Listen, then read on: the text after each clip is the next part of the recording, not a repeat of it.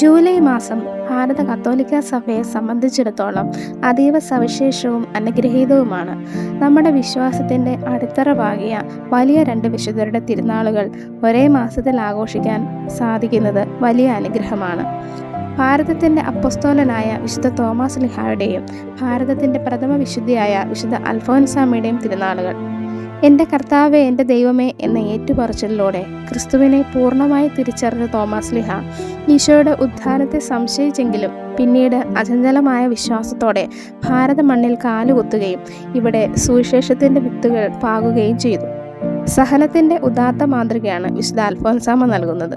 സഹനമാണ് ക്രിസ്തുവിനെ സ്നേഹിക്കാനുള്ള ഏറ്റവും വലിയ മാർഗമെന്ന് സ്വന്തം ജീവിതത്തിലൂടെ തെളിയിച്ചു. തോമാസ് ലിഹായുടെ 7 പള്ളികളും അൽഫോൻസാമ്മയുടെ ജന്മഗൃഹമായ കുടമാളൂരും അമ്മ ജീവിച്ചു മരിച്ച ഭരണജ്ഞാനവും നമ്മൾ സന്ദർശിക്കുന്ന ഈ മാസത്തിൽ തോമാസ് ലിഹായുടെ ഉറച്ച വിശ്വാസവും അൽഫോൻസാമ്മയുടെ സഹന ജീവിതവും സഹനശീലവും നമ്മുടെ ജീവിതത്തിലേക്ക് പകർത്താം.